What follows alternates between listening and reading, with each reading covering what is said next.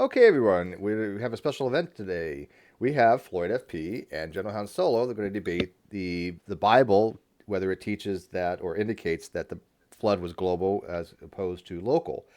Floyd FP is taking the position that the Bible indicates that the flood was global, although he doesn't believe the flood actually happened. And General Han Solo is taking the position that the Bible teaches the flood was local and that it did happen. So they've decided to have about a 20 to 30 minute presentation with about a 15-minute rebuttal and a 5 minute closure.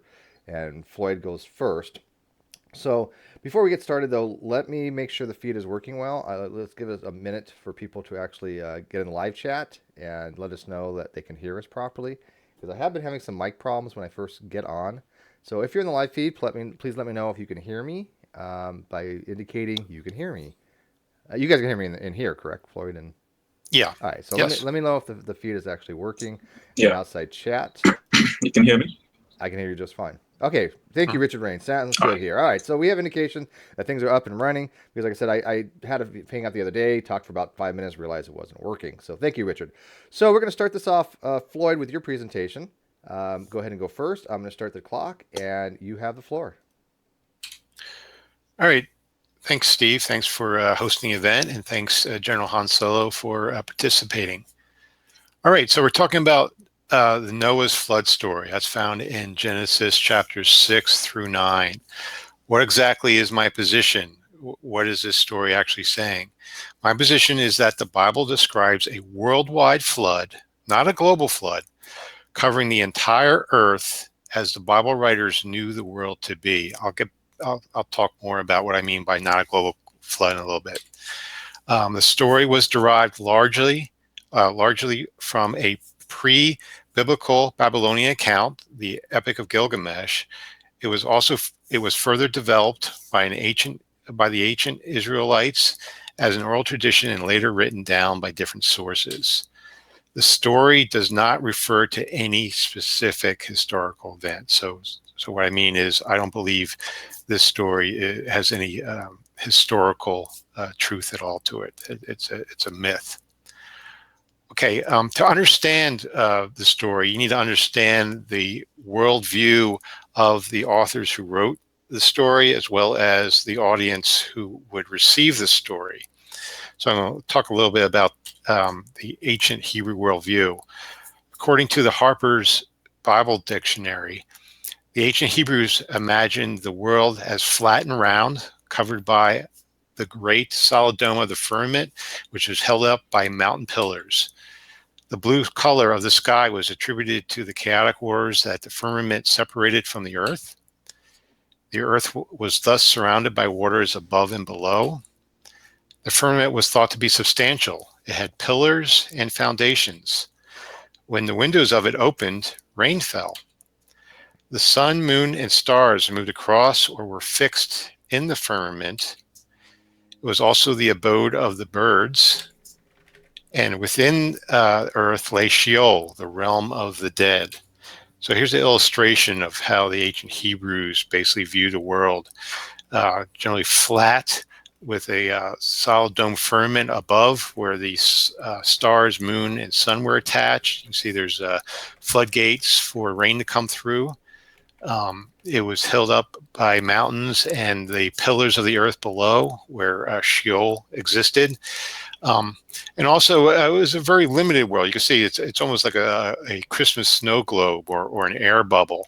They had no concept that Australia existed, or Antarctica, or North or South America. Their view of the world was very limited to this image that you see here. Here's another similar image. I'll offer Bible quotes here for people to Bible verses for people to look up. You notice at the very top is heaven, the realm of God. They actually believe that God actually lived right above the firmament. So when we read the Noah story, we should have this worldview in mind when we read it to best understand what the story is trying to convey to us. Also, something to note is that Genesis, specifically in Genesis 10, describes the nations of the world being formed after the flood. It says, the nations were divided on the earth, and Yahweh scattered them abroad over the face of all the earth. So they believed, when the flood came, it basically wiped out everything. And after that, the nations of the world came about.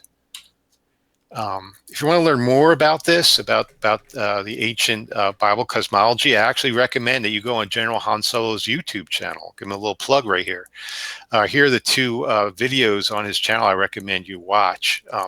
It'll go in much more detail what I'm describing here. So again, I think it's important to understand the ancient Hebrew worldview to be able to properly exegete the Bible. So again, I recommend going on General Han Solo's YouTube channel. Check out those videos.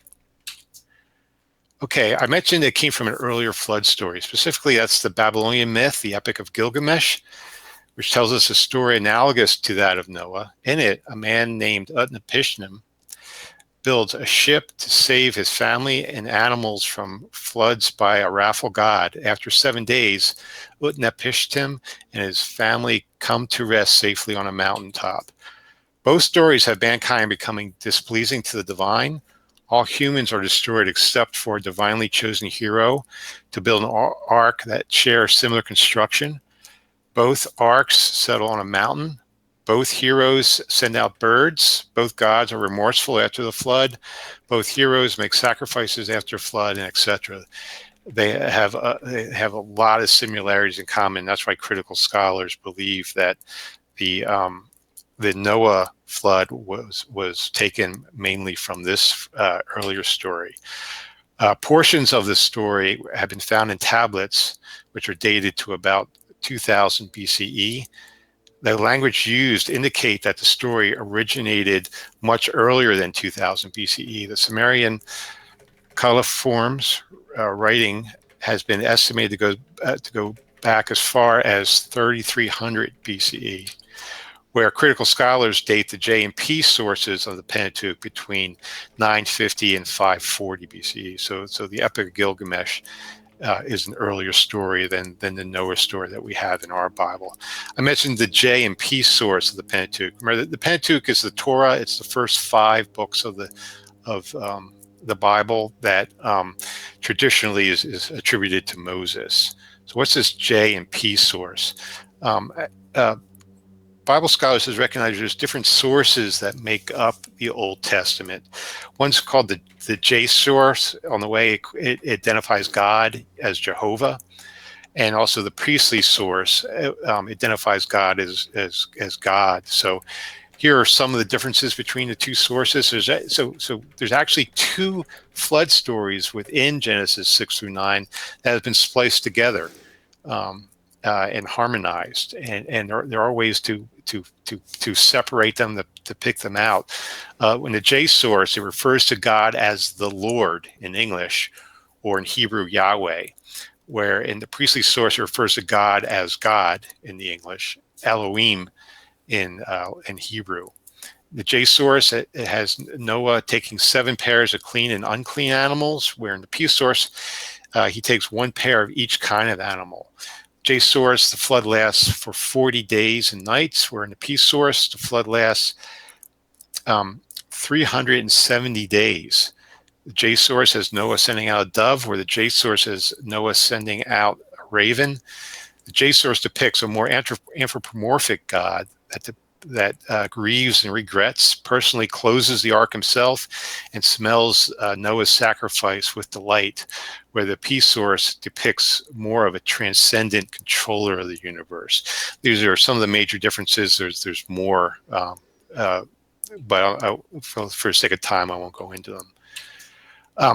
I'm not going to read all the verses of the story. I'm just going to list some key facts of the flood story and why it indicates that the authors are trying to convey that the flood was worldwide. First of all, is the purpose of the flood. The purpose of the flood was to destroy humans because of their wickedness, and all flesh because it became corrupt. If this was just a local flood, it wouldn't accomplish this goal. Humans would simply just walk away from the flood, and it wouldn't wipe out. Would it wipe out the humans in Australia or in Japan or in South or North America? the purpose of the flood was to destroy all the humans to start over again. This was a punishment. This was God's wrath, which affected all flesh due to the fall. So again, this only makes sense if it was a worldwide flood. The ark was large. It was 45 feet long by 75 feet wide by 45 feet tall, the area of 20 basketball courts.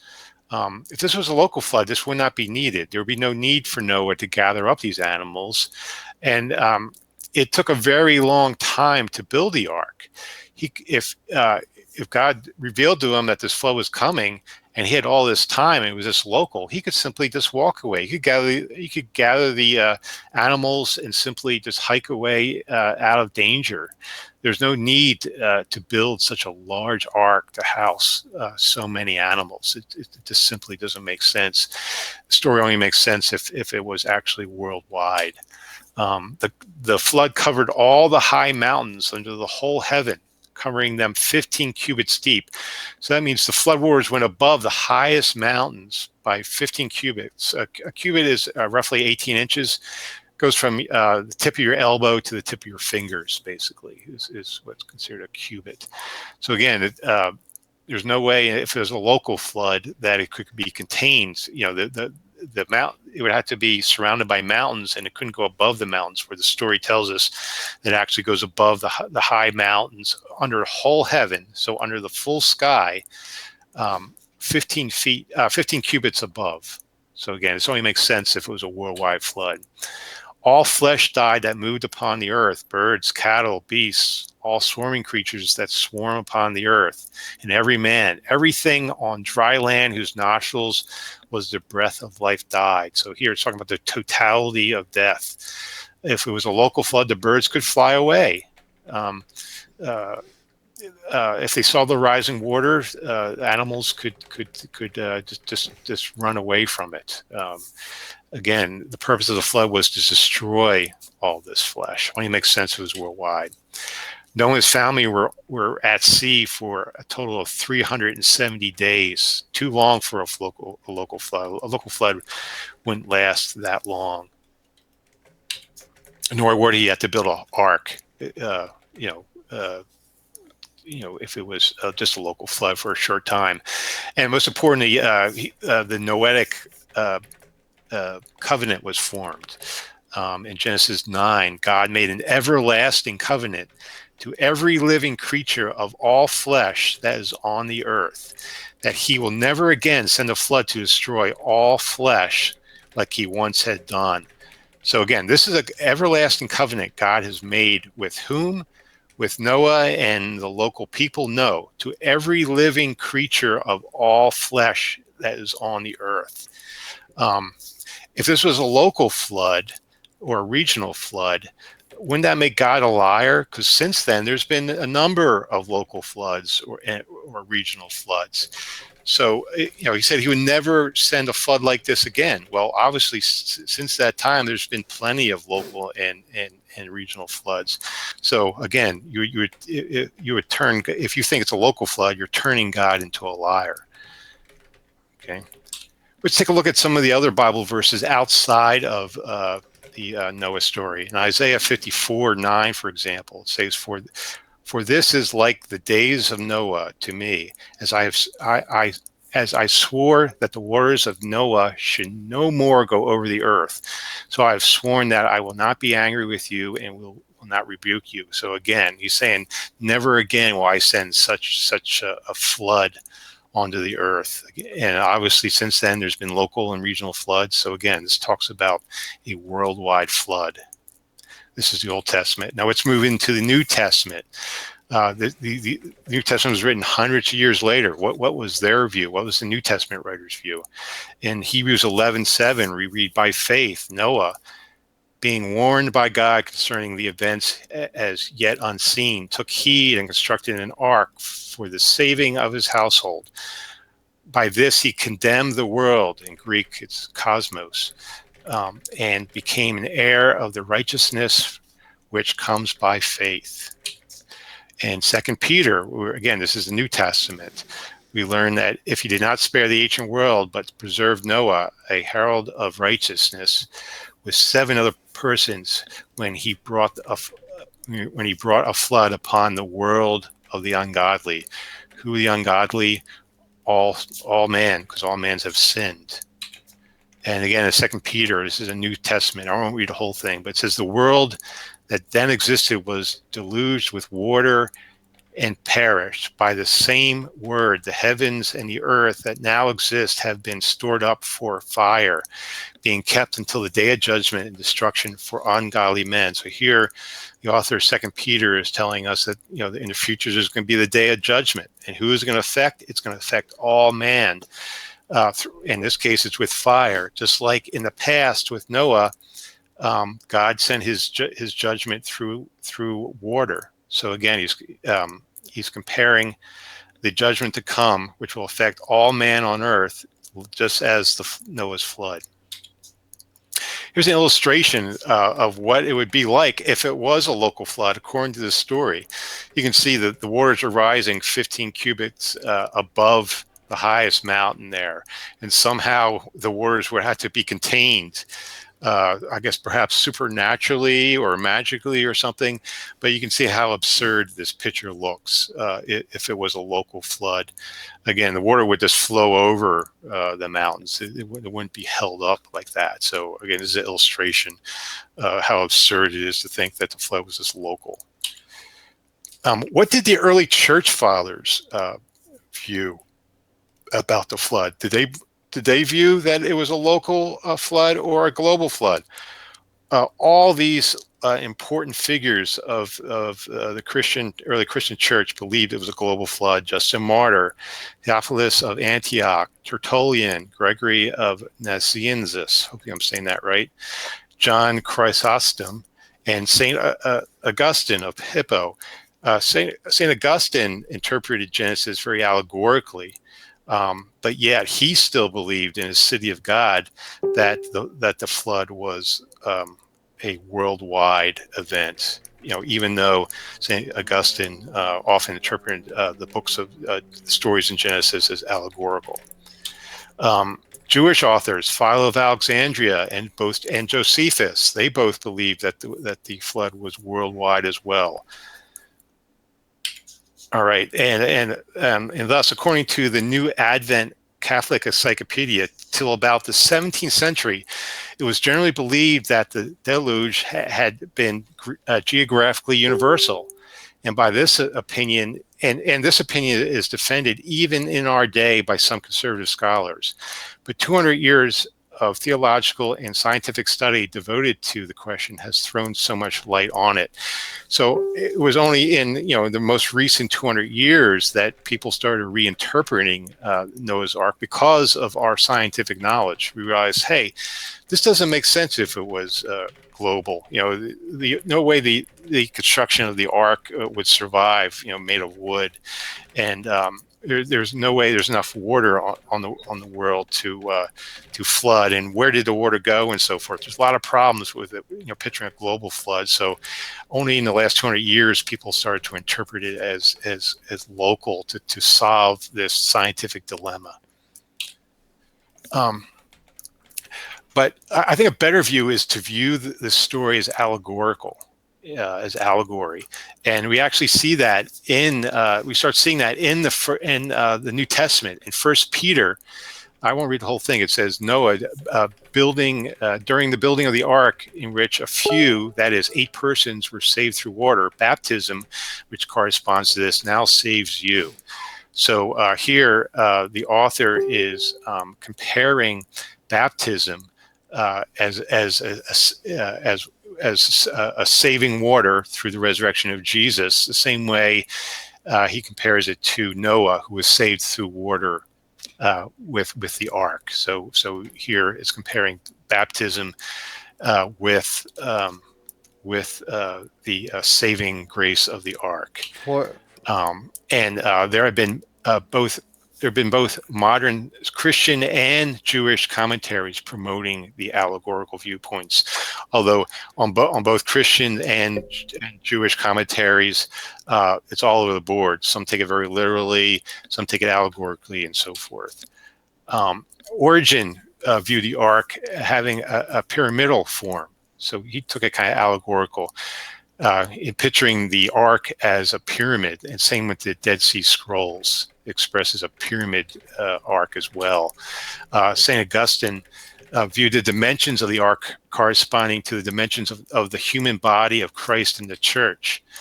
The dimensions of the ark were viewed as allegorically by Hippolytus, who understood them as a sign of the timing of Christ's coming.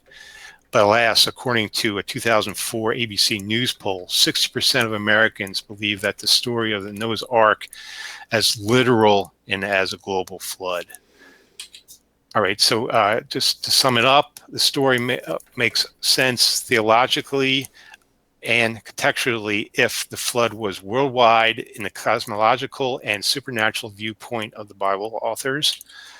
Early and important figures of the Christian and Jewish faiths interpreted the flood as universal. Only late in history has it begun to be interpreted as a local flood due to our modern scientific understanding.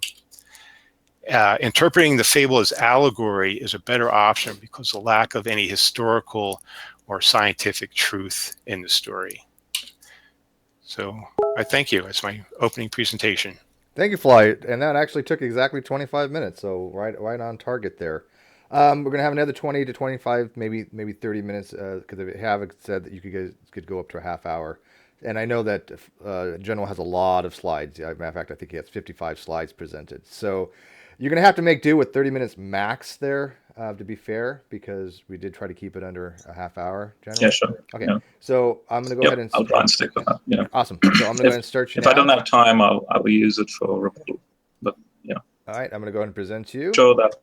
I just want to make sure that the slides are working on the YouTube stream. Yeah, I guess Steve, I guess there was a small glitch where a couple of the slides maybe not presented. They looked fine on my end on the video feed. So when we go back and look at the review, it should actually be correct. So we'll check that out because it was showing on my video and on my live feed that his slides were coming through. But maybe for a second or two there was a glitch. But right now we have a slide that says Noah's flood, a local catastrophe in light of cosmic rebellion. That's the slide that's being presented. Okay, well, thanks, Floyd, for bringing this to our attention and for engaging. And I hope that this will be a fruitful outcome. I hope that will be fruitful for both atheists and Christians alike. This discussion is actually to build bridges, to showcase that you should engage intellectually as well as atheists. There shouldn't be a division in that sense. So. I'm going to present the flood from rebellion context. I'm going to showcase that it is indeed a localized catastrophe. Thing going on, which Floyd, in his presentation just a moment ago, he has hinted at it using certain texts, and I'll be using those texts. So, first things first, as a Christian and as a physicist as well, that. It is a biblical mandate to have a scientific method, whether you're interpreting the Bible or doing science.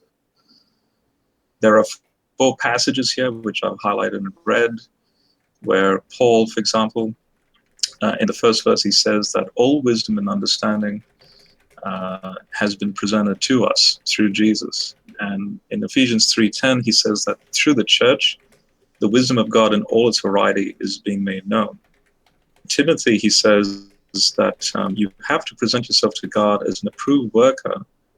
You have nothing to be ashamed of, handling the word of truth with precision. And finally, my translation at the end of the verse, it's a famous verse. A lot of Christians know this, but they actually don't realize the underlying Greek words associated with the latter part of the verse. And that is, when you present your bodies as a living sacrifice to God. But how do you do that? And Paul says that is, well, I'm going to translate the verse there as scientific. It is scientific worship. And I think that's what Christians ought to be doing rather than, suppositions and that's that. Just to clarify my point, that Christ will only be recognized in the life of truth. And on the right, you can see the scientific method. It's a chart. A lot of people in the science field will learn about. On the left, you'll see that God, if he is indeed the source of both scripture and nature, you're going to involve human interpretation in both areas. And hence theology is involving with one and science is involving with one. Go demonstrate with certain church fathers that it's human interpretations on an inerrant text, whether it's the book of nature or scripture. Now, I'm actually making the audacious claim that the scientific method actually does derive from biblical convictions. And if anyone's interested in a really good scholarly take on this, I recommend where he basically surveys in 3 books, it's a series, on how men grounded in scripture, they brought about the scientific method. And one of my favorite would be James Clerk Maxwell, when he was developing light and his devotions associated with that. And then I would highly recommend these 3 books. Then you have the Creed, Belgic Confession Creed, that says that God reveals himself and nature is a most elegant book. So I think that's quite plain and obvious for everyone. Now, here's my point in regards to this ancient document called Genesis, Bereshit in Hebrew. It is indeed derived from God. Then I'm expecting something like this to take place. So it's a thought experiment. Go back in time to the Sumerians. Could you develop a text in cuneiform that illustrates chronologically, well, whereby you cannot alienate them with 21st century scientific terminology? You have to speak in their terms and context, truths that you know, essential. And furthermore, you must also design the same cuneiform text to be precise enough for a 21st century audience. And so then my question is this like Genesis? And so this is a diagram, a very quick diagram on the ancient Near Eastern context of their cosmology. You can see the pillars holding up the flat earth, and you can see a solid dome. This is in the text. You can derive this picture from the text to derive this image from the text. A modern 21st century cosmology placed the natural history of the earth with respect to the Genesis account from days 1 to 6. Now, to emphasize what's going on at the flood, you see, you can't just read Genesis 6 to 9 isolated from Genesis 1. You see, and this is the failure of the JEDP, the documentary hypothesis. They don't realize that Genesis 1 to 11 is what's known as a Toldot. It's a complete genealogical structured text designed to then illustrate why Abraham is chosen. So you have from the creation, you have a set of parameters involving the creation, geographical locations with Eden. Then you have certain, perspectives with respect to Noah and so on, and then the flood, and then finally the table of nations, and then Abraham. Let's start with day 3 here, where it says that the water beneath the sky comes together and dry ground appears, and there's a land and oceans. Now, chronologically, this is very early in creation, and that's exactly what we see in 21st century cosmology, that the first supercontinent forms about 3 billion years ago.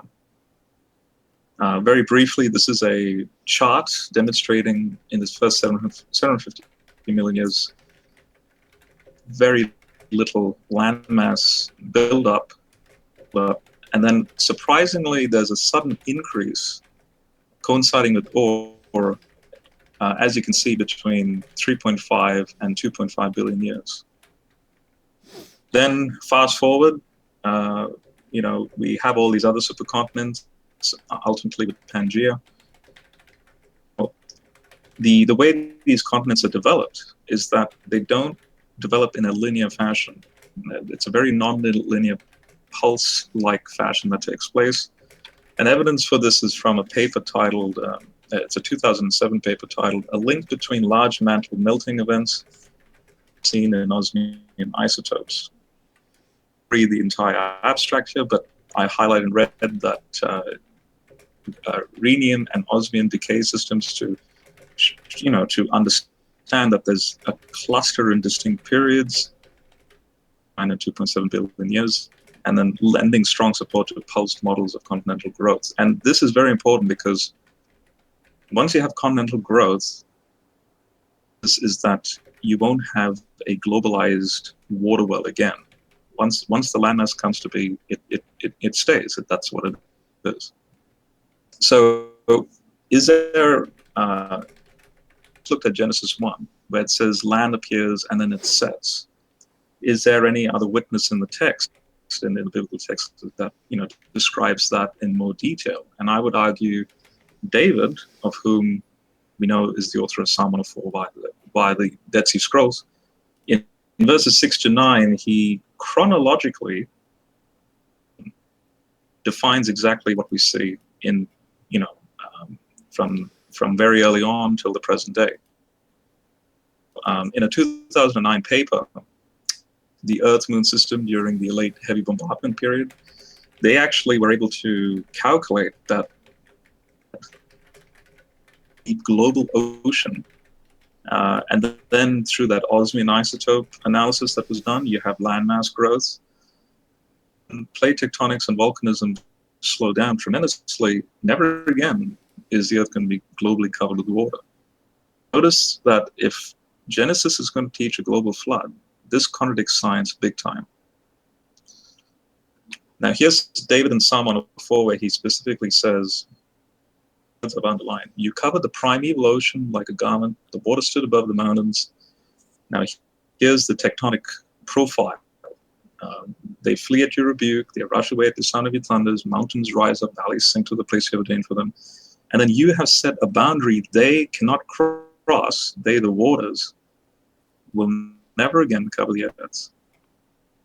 David, looking at Genesis 1, and don't forget, he's a Jew that already has in mind Noah's flood, that never again will the earth be completely covered with water. This would mean that if Genesis 6 to 9 is speaking of global flood, then he's contradicting the text, and obviously I don't think he is. Now, this may be new to everyone while I was preparing this. A bigger flood before Noah's flood. So I'm emphasizing a local flood here, but what's going on here? So apparently about 5.4 million years ago, there was no Mediterranean Sea. In its place was a vast basin, glittering with salt crystals and dappled with lakes of hypersaline water. This land connecting what would become Europe and Africa was 2.7 kilometers below sea level at its lowest point. And so compared to today, the Earth's lowest point today is the Dead Sea Basin, a mere 0.43 kilometers below sea level.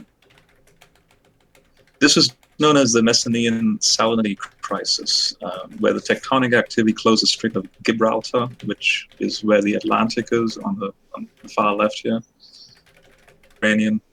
And during hot and dry climates, about 1,000 years passes for the sea to, and there's remnants of this sort of thing, but you can see gypsum and salt on the seafloor there. Then you have what they call the Zanclean flood. Zanclean is to do with the era this happened. Gradually filled about 10% of the Mediterranean, and then suddenly there was a ridiculous inflow, about 100 million cubic meters per second of water from the Atlantic. As calculations are done, 7 meters per day rising in this entire region. And specifically and this is going to emphasize my flood model, is see how it's going into the Persian Gulf over here. This is key.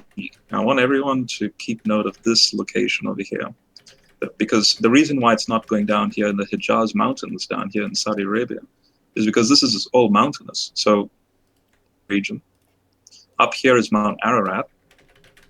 But in this region, it's flowing down 5.3 million years ago.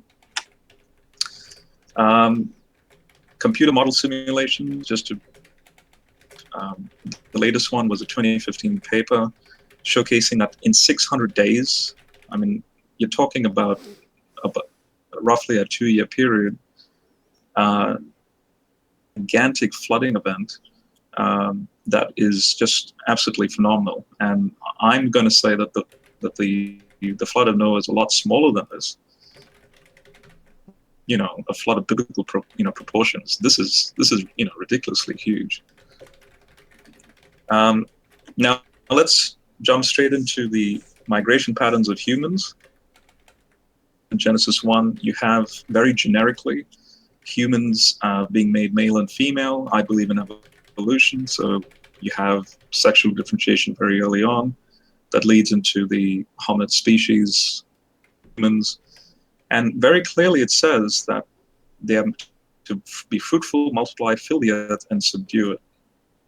Of Eden, there's no mention of the garden, there's no mention of rivers, so it's very generic. So I take this to mean it's a pre-population. And usually you'll see this in textbooks, describing migration patterns of Homo sapiens and Homo erectus, starting out from East Africa, moving up north. But I want you to take note of the dates. There's 1.6 million. Then they reach this Middle Eastern area by about 90,000 years.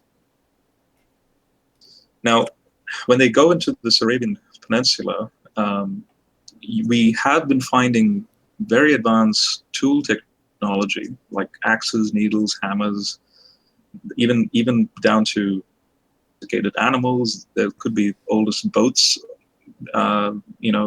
developed over there. And a couple of papers, research papers, starting in 2004, and the latest one is in 2014. 2004 one is titled "New Evidence for Expansion of Upper Pleistocene Population out of East Africa from the site of Station 1, Northern Sudan." And Jeffrey Rose is the archaeologist. And notice what he says. He says that studies of mitochondrial DNA suggest that all modern humans are derived from a common ancestral group, sub-Saharan Africa, between 200 and 100,000 years. The out of Africa model posits multiple dispersals via Arabian and Levantine corridors between 110 and 50,000 years ago. Events in the latter half of the Middle Paleolithic and so on. To assume if any population expanded from East Africa to Northeast Africa and subsequently into Levant, they would have brought with them the lithic technology. And then he goes into the fact that this is crucial for understanding the timing and nature of modern human emergence from. And now, just to be brief again, he found when in 2010, 2 more papers with respect to, 60,000 years ago, an ostrich egg. There's a lot of, painting patterns in the ostrich eggs, and also with respect to, lithic artifacts. So, like, we're talking about blades over here, in regards to killing and killing animals for food and so on. Now, in 2009, with respect to the common human female ancestor, a population, obviously, 2009 paper dated to about 108,000 years ago. A 2012 paper did the same. They used different decay rates, but they came to 250,000 years ago. This led to a 2013 paper to basically compile it all and give a rough estimate of 157,000 plus or minus 40,000 years ago. If I was to put, these pre-Adam humans in the scene, I would say, like in a paper, the one at the bottom, 108,000 plus or minus 7,000. So you're looking at roughly around 100,000 years ago for our ancestors to, to be there in the Arabian Peninsula. Well, coming back to Jeffrey, Jeffrey's initial 2004 insights, again, are confirmed. He then posits that about 70,000 years ago, you have the existence of humans in what's known as the Gulf Oasis. So the Persian Gulf, during the Holocene period, is completely dry in the region. And so in 2010, he published a paper saying, New light on human prehistory in the Arabo-Persian Gulf Oasis. Now, in his paper, I want everyone to note very key points that he makes, which he's not thinking of Genesis, and yet the terminologies, the wording, is exactly what we see in Genesis 2. It says that we have early modern humans, and they were in this Gulf Oasis, and he posits this in the late Pleistocene, early Holocene era. Before this region is submerged, you have well-watered the Tigris, Euphrates, Karun, and the Wadi Batan. Now, specifically, the Karun and the Wadi Batan will be matching the Eden and the flood. And so then you have annual precipitation and underground aquifers as well.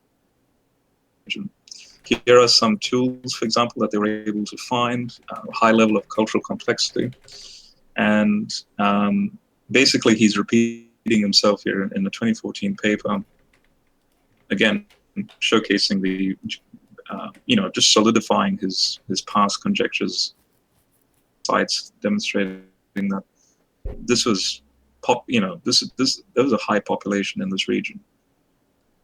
In Genesis 2, it starts off with no rain.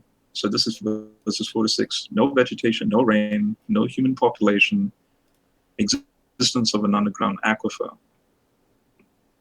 Also note that earth here, which the word Eretz, it doesn't mean the globe. It literally means location with respect to what's given over there. This fits, again, Jeffrey's contention.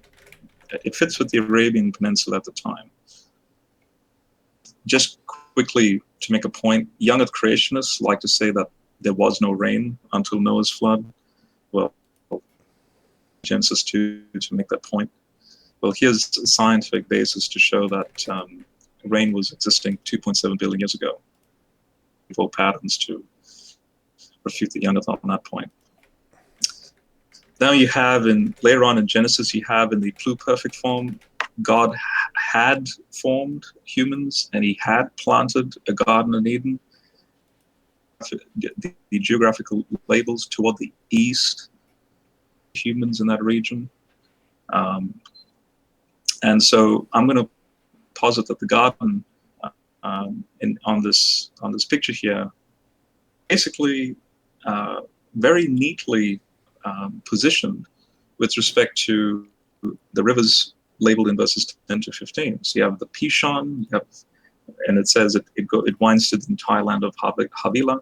Then you have the Gihon, it winds to the entire land of Cush. Tigris, it flows to the east of Assyria or Ashur, the Euphrates River. Now, Pishon and the Gihon rivers were we only knew about the Tigris and Euphrates.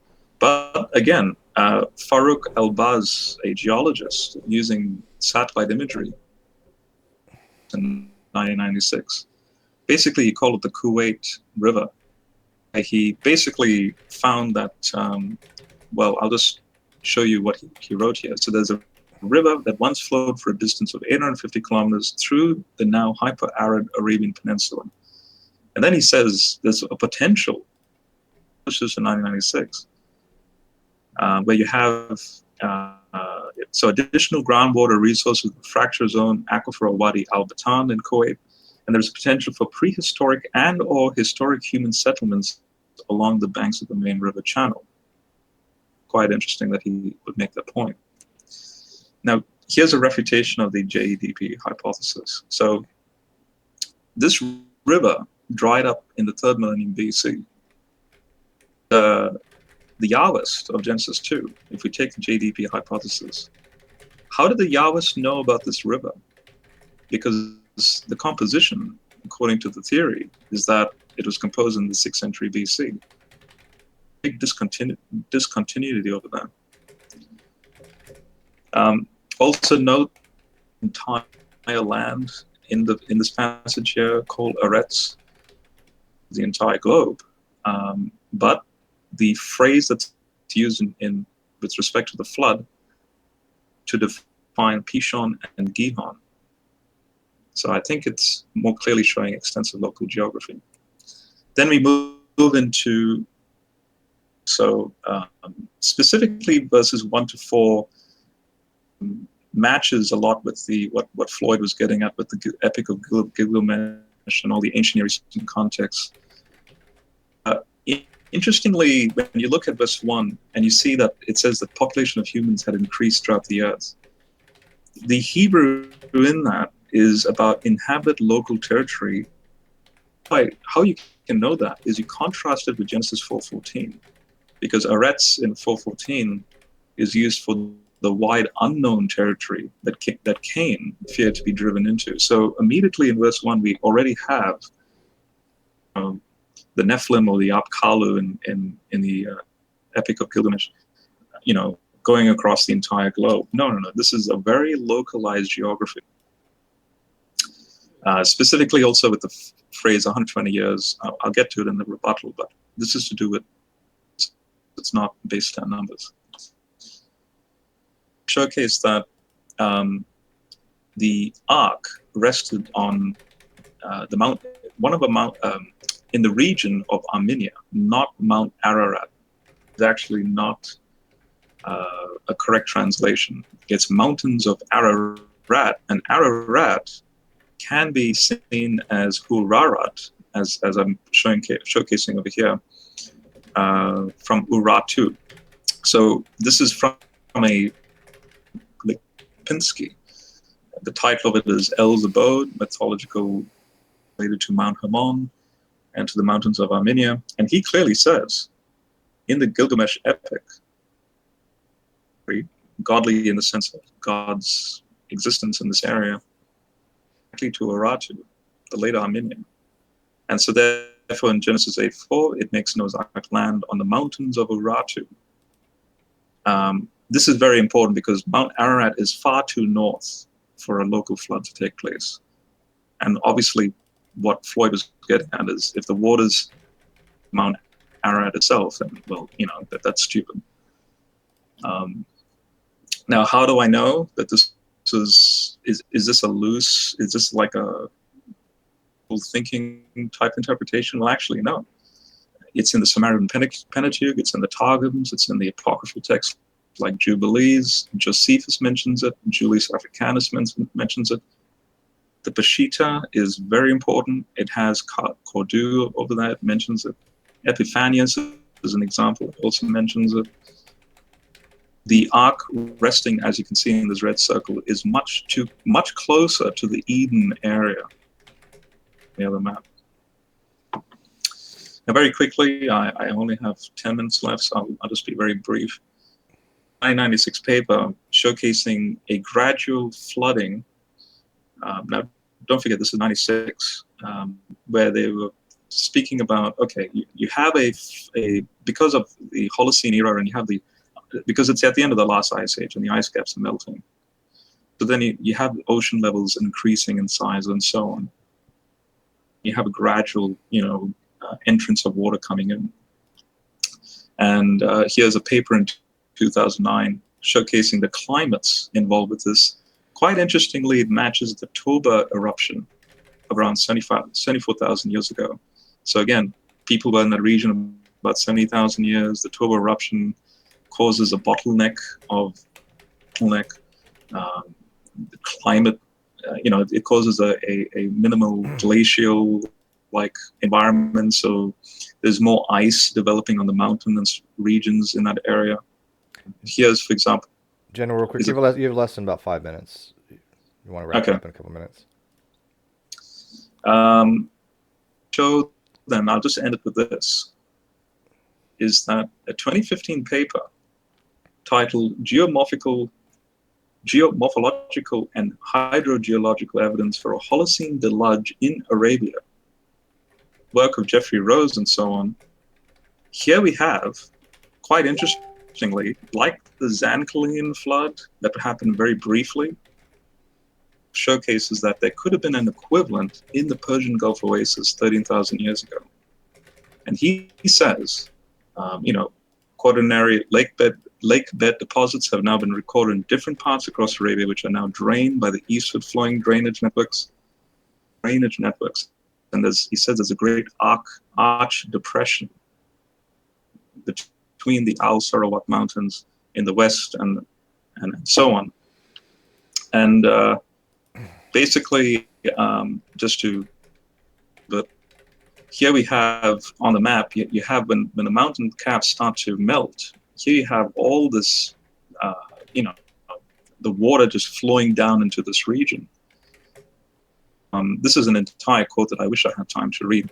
But basically, right at the bottom, he says here that early Holocene period in Arabia has drastically reshaped the fluvial systems, groundwater, indeed, civilization. And he says extensive research is needed because archaeological investigation of sites buried under the flood deposits in Arabia must be revisited. So this is serious. This is like a very recent, huge flooding event with the geography of where Noah was, where Eden was, and so on.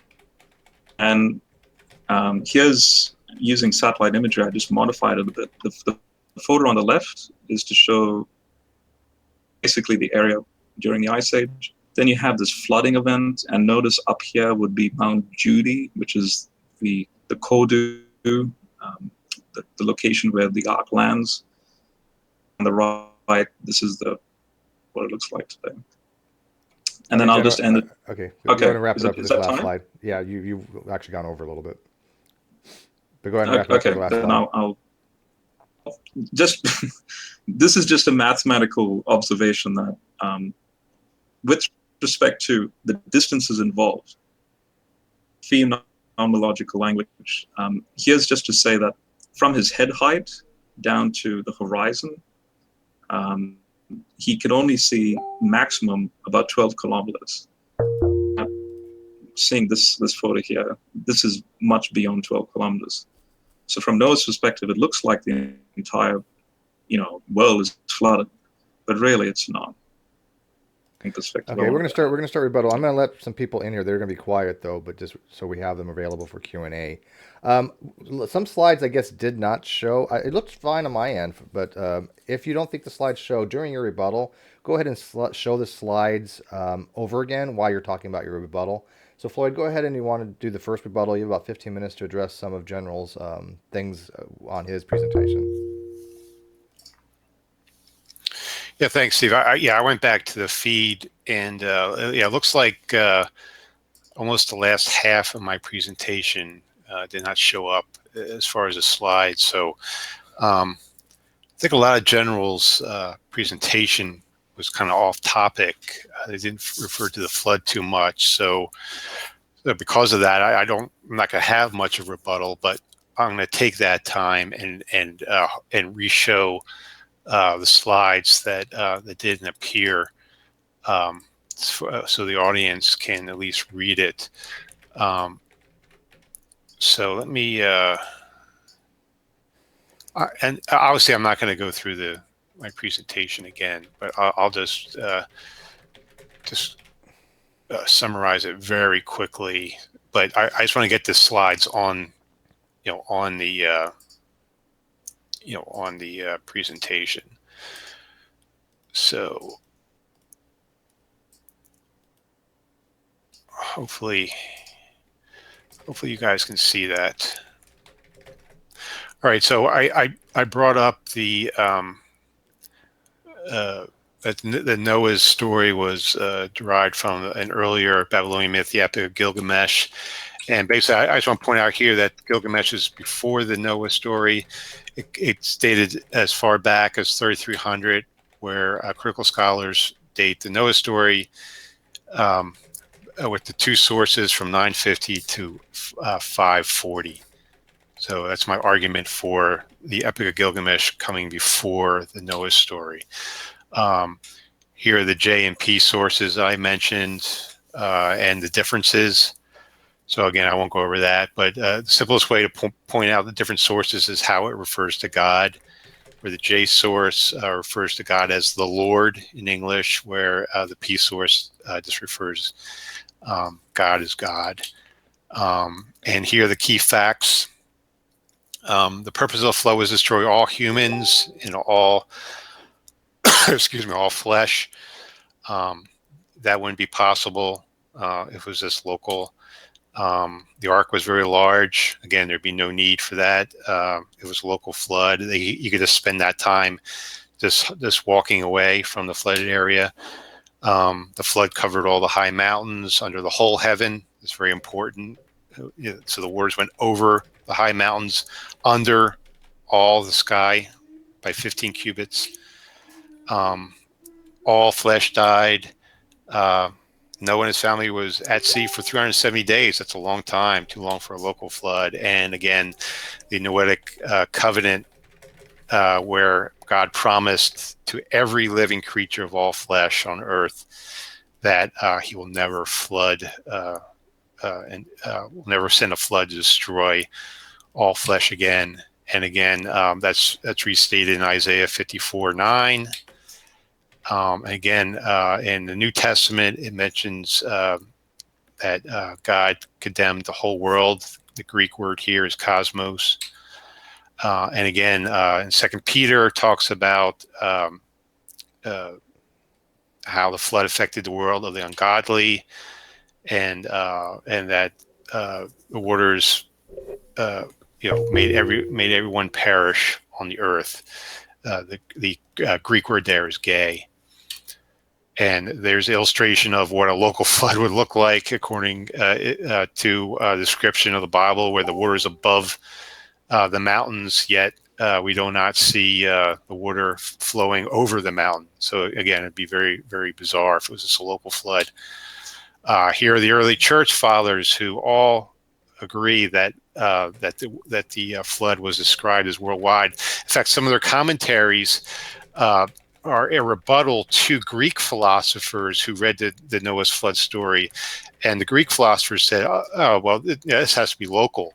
But some of these persons' commentaries was to refute the Greek philosophers for thinking that was local. And again, Philo and Josephus believed it was worldwide.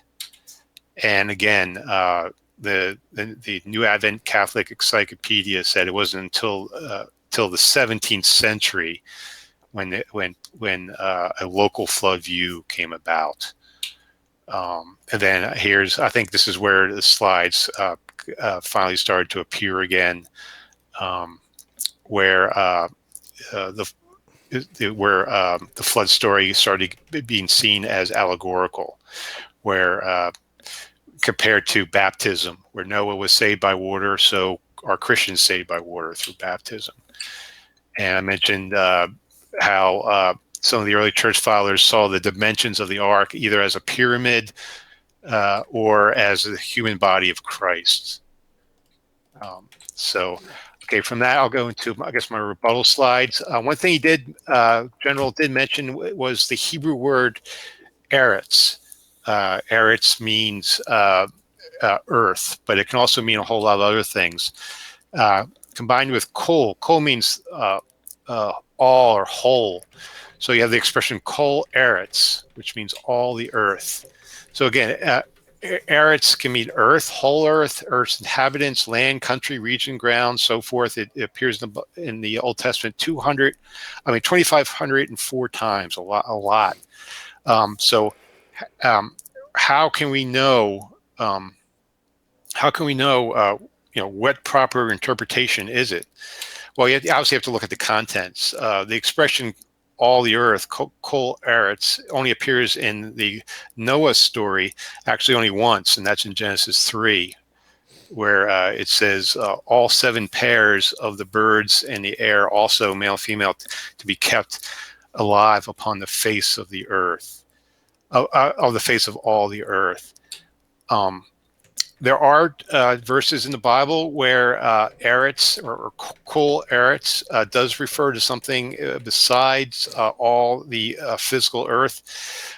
For example, in Joshua 23, it refers to the way of man. So now I go about to go the way of all the earth. Well, it's really talking about, the hearts and souls. So so here it's expression of the way of all man. In Samuel 22, here it talks about a certain region. So all the country wept aloud as people passed by. Well, obviously that's not the whole world. It's country. In fact, it's interpreted as country rather than earth. And Psalm 66 says, make joyful noise to God, all the earth. Well, obviously the earth isn't singing. It would be the people of the earth that are singing. And also in Genesis 41, it uses the term to mention the famine spread all over the land. So that'd be the land of Egypt. But it tells you, in context, it tells you, even though it uses eretz, it says land. But there's other passages where kol eretz does actually mean all the earth. For example, in Genesis 1:26, it talks about this is the sixth day where God creates man in his own image. Likewise, over the fish, birds, cattle, over all the earth, and other every creepy things upon the earth. So here, again, this refers to all the earth. In Genesis 18, it talks about God being the judge of all the earth. Does that mean, if you interpret it as this region, is God the judge of just a regional area of the earth? No, he's the God of the whole earth. In Exodus 9:15, it says, "You shall be my possession among all people, for all the earth is mine." Is just a portion of the earth God's, or is the whole entire earth God's? Obviously, it's the whole entire earth. Exodus 34:10, it says, "Such I have not wrote in all the earth or in any nation, that all people among them who have seen the work of the Lord God, for it is a terrible thing that I do."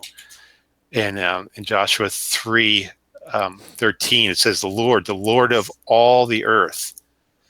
So again, is God just the Lord of a region, or is he God of all the entire earth? Obviously, all the entire earth.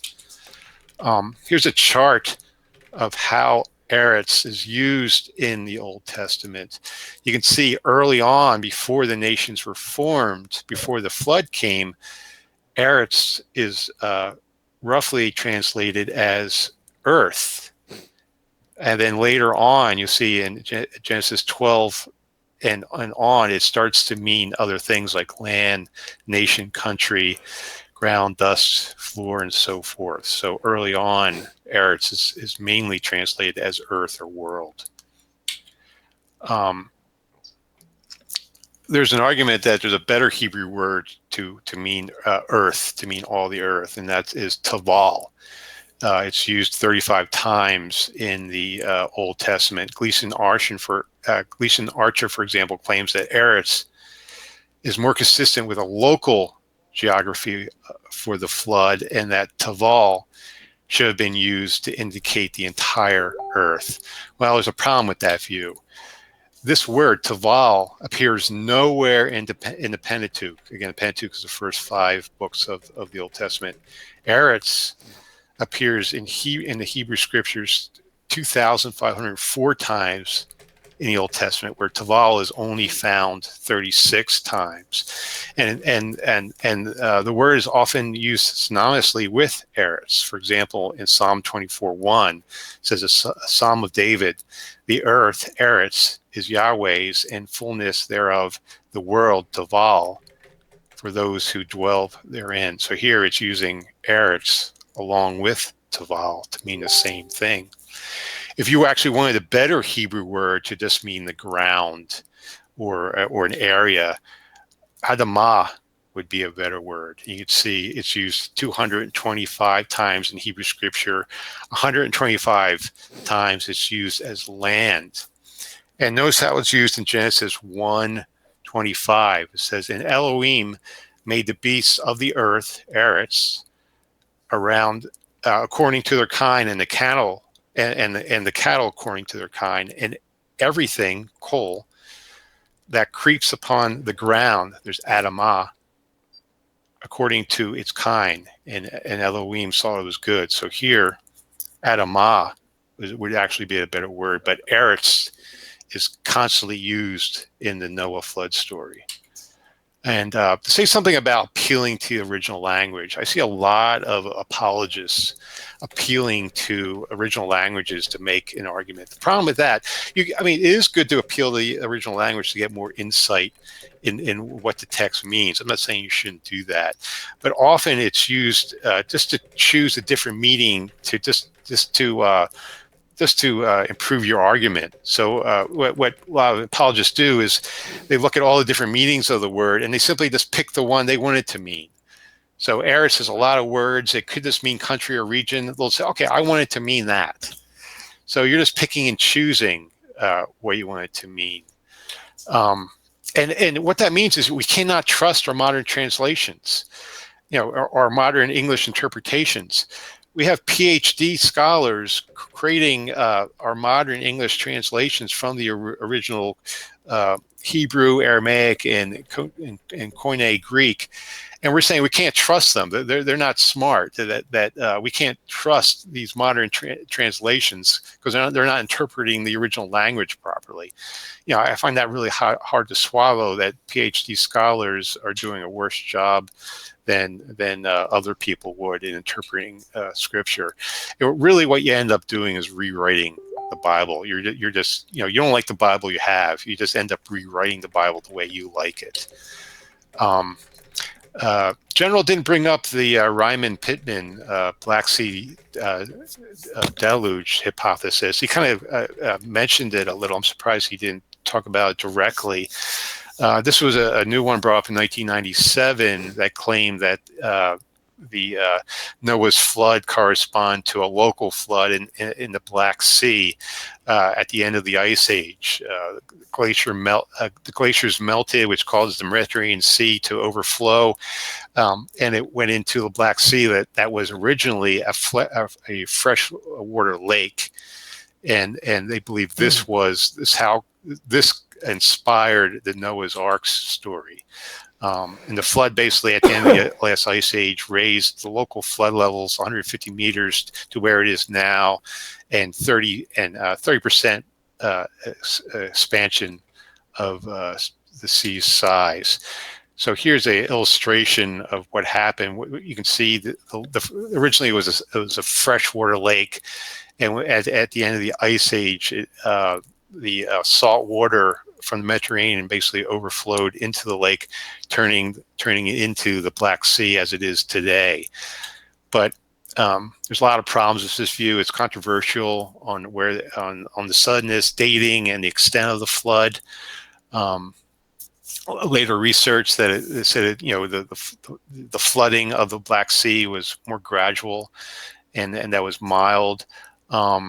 They even say that the biblical account was just an embellished or inspired story based on recollections of this local flood.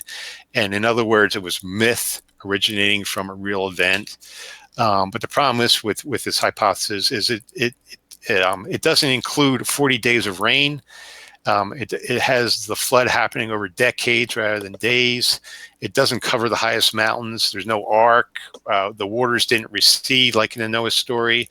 More people were just displaced and migrated to Europe rather than actually being killed.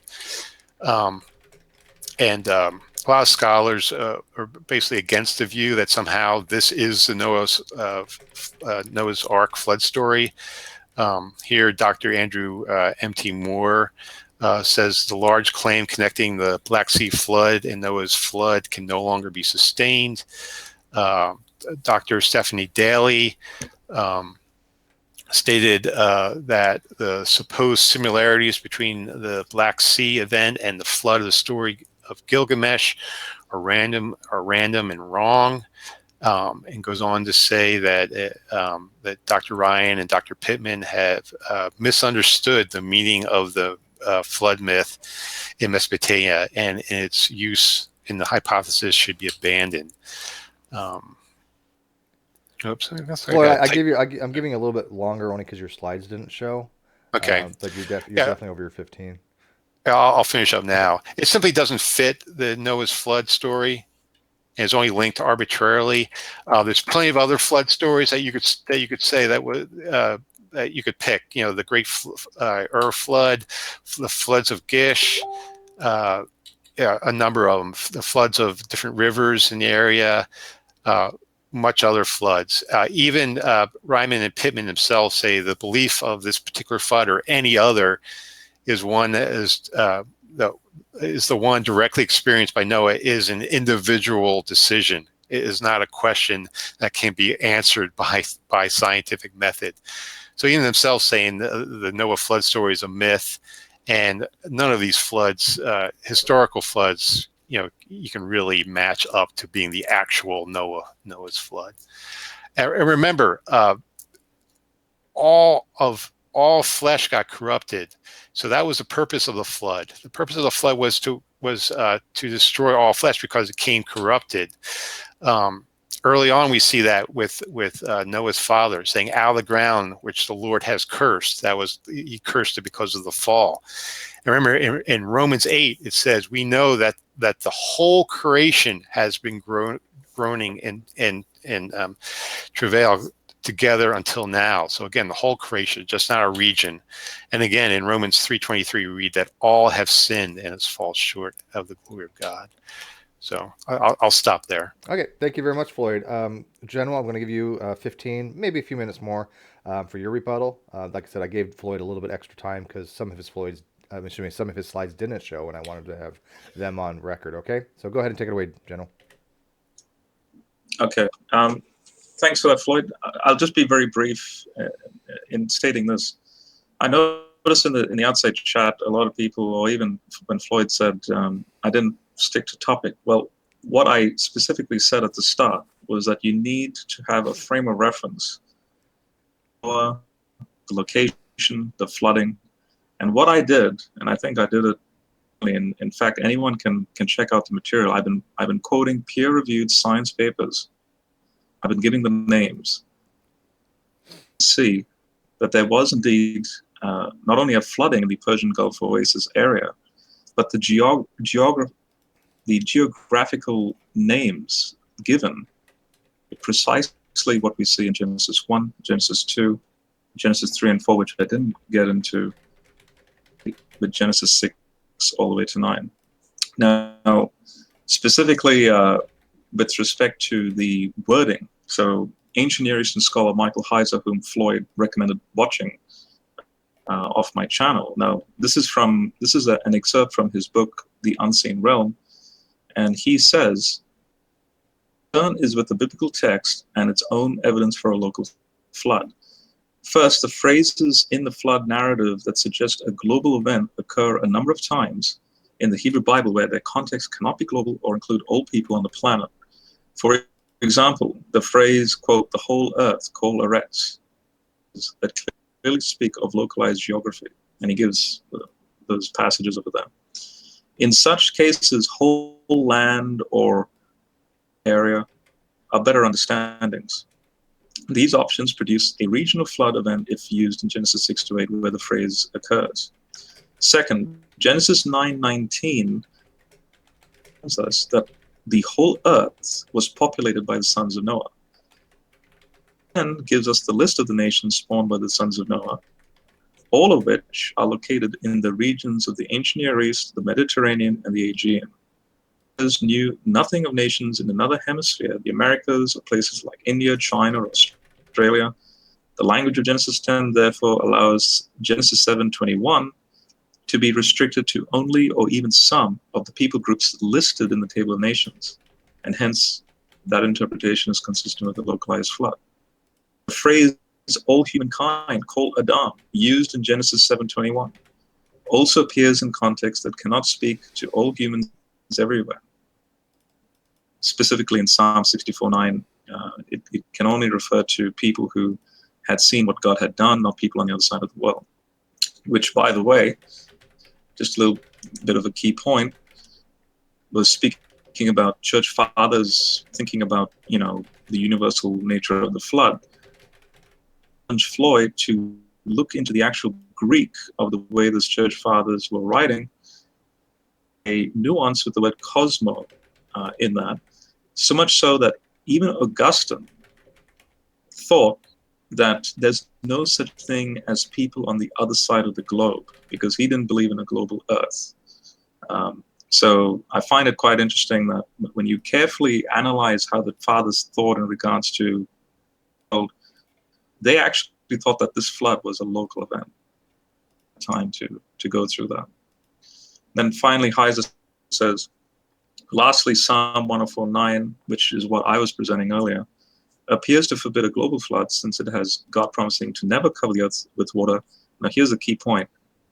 As had been the case at creation. When you look at the species saved on the ark and the species not saved on the ark, this is interesting because the specific used for the type of species actually matches farm animals, domesticated farm animals. And the species that are not saved are not. Noah was a farmer, and you see him create a farm, he gets drunk. The story. Now, in verse 19 in Genesis 7, clearly it says, the floodwaters surged even higher throughout the earth until all the highest heavens under the whole sky were covered. Now, when you take that phrase, under the whole sky, which clarifies the highest mountains, what that means. So, often you're thinking, oh, well, the highest mountain would be, for example, Mount Everest. The whole sky would define, well, Mount Everest is also under the whole sky.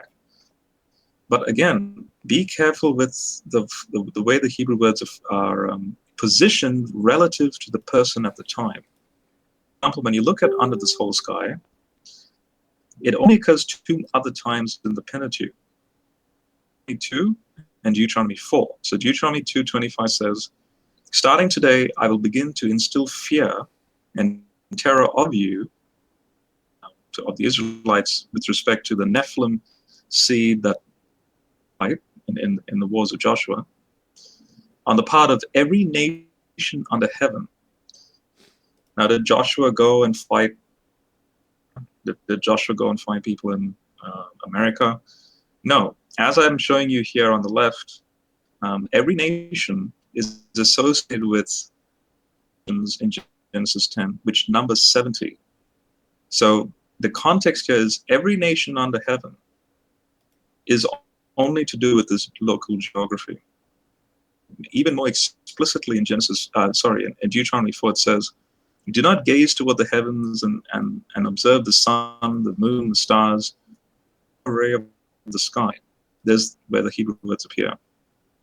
And to worship and serve what the Lord your God, now notice this, gave every nation that all these gods that are associated with the array of the sky, what are those nations? Again, it goes back to Genesis 10 and 11 that are dispersed at Babel, and God is literally disinheriting those nations. Now, finally, Floyd actually did mention this, and I'm thankful that he did.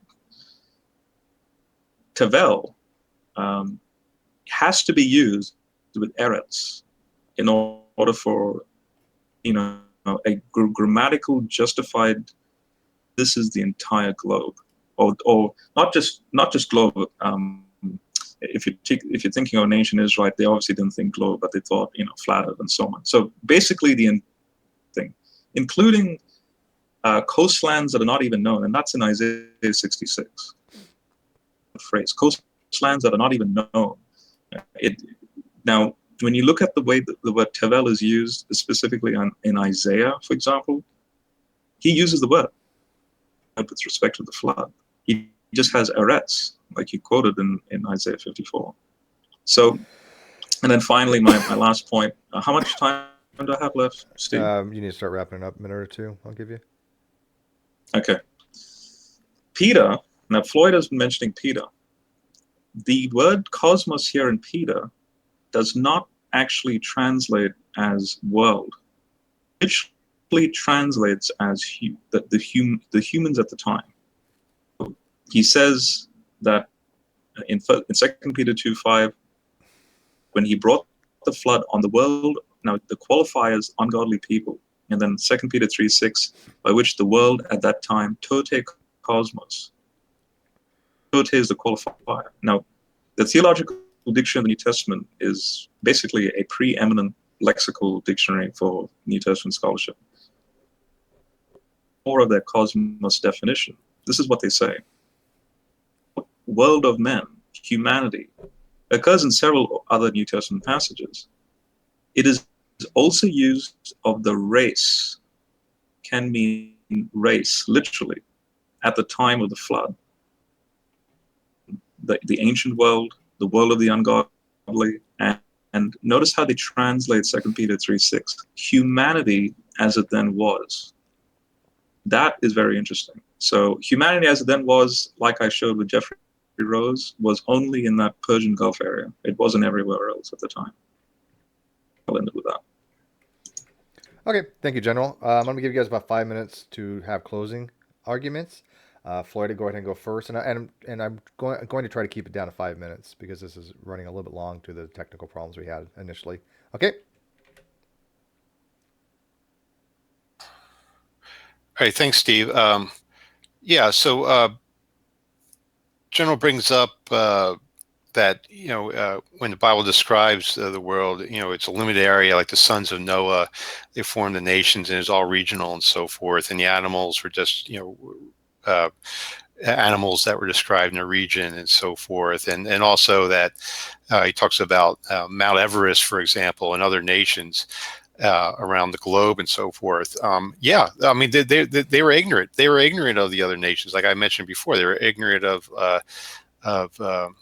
that the world was a globe, that other areas of the world existed. They thought that, their region was the whole world, and that is in the context in which the Noah story was written. Mount Everest. Well, young Earth creationists would argue that Mount Everest didn't exist at the time. That the flood actually greatly changed the landscape of the world. But what this is about is using science to verify the historicity of the Bible. That's what we're really talking about. Can we use archaeology to support the historicity of the Bible? Is the Noah's flood story actual history? Is it an actual historical event? Well, with archaeology, it really comes to a point where biblical archaeology supporting the historicity of the Bible is basically dead. I know I only have 5 minutes, so I'm going to have to race through a lot of this stuff. Let me just pick out some key verses here because I don't have time to read all this. William G. Dever, for example, he's a noted archaeologist. He's a biblical archaeology is a moribund disciplines, and archaeologists like me who have spent a lifetime in the profession feel like the last members of an endangered species. Dr. Hector Avalos, in regards to all this, writes that biblical archaeology lies in ruins, be it literally, socially, or metaphorically. Biblical archaeology once was a premier and even glamorous field with biblical studies, and now even some of its most famous practitioners are proclaiming its death. Let me say something about a proper way to interpret the Bible. There's exegesis, which is the critical interpretation of the Bible, and there's eisegesis, which is the interpretation of the text by reading into one's own ideas. And part of eisegesis is what's called the reader response method. That's where a reader or a community, how the reader or community perceives the text.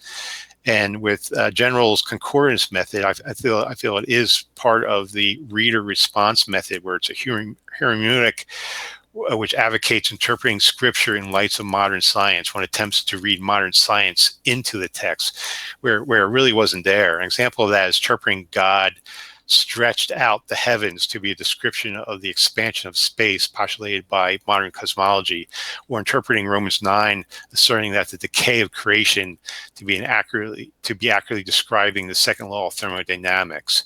It really obscures the text rather than help or clarify the meaning of the text. I think a better method is the historical critical method. It's commonly used by academic scholarship to treat the Bible as any other text. It uses different forms of criticism to discover the original meaning in its original historical context in a literary sense. Something similar to that is the historical grammatical method. And again, it's similar, where it attempts to find the meaning of the passage as the original author would have intended and what the original hearers would have understood. This is a conservative method that opposes the higher criticism and liberal interpretation. But what they share in common with the higher critical method is they're both trying to figure out what the original authors meant. Did the original authors have this modern scientific understanding that we have of the Big Bang, the expansion of the universe, of evolution? No, they didn't. So we shouldn't try to interpret the Bible that way. Something I didn't really cover is the date of the flood. If you take a more literal reading of the flood, it can go back, if you follow Bishop Ussher's Bible chronology, to 2348.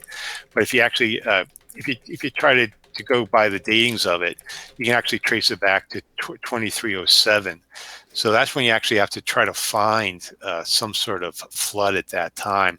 Of course, other Christians like General, they'll assert that there's different generations missing in the Bible, so you can actually date it back farther and farther. But again, if you take a more literal interpretation of the Bible, you get the flood around approximately 4,300 years ago.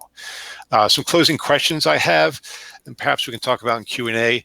Should we try to understand Bible stories in the light of modern scientific and historical understanding? Or should we try to understand it in the worldview of the Bible writers themselves? And if these Bible stories if they are myth and they really kind of go against science, are these Bible stories useful or relevant in our society today? What is the Noah's flood story really relevant? Does it really teach us anything in our society today? What lesson does it really teach, and is it useful? So I'll stop there. All right. Thank you very much. Okay, thank you, Floyd. Go ahead, and General, I'm going to give you 15 minutes as well for your closing. Oh, 15. I thought it was 5. But I'm happy sorry. with 15. You're right. 5 minutes. 5 minutes. Yeah. Okay. I'm just being honest. Okay, start the time. So I'm just going to very, very quickly recap what I presented. I started off by suggesting it is a Christian mandate, a scientific analysis of your faith, not just presuppositions.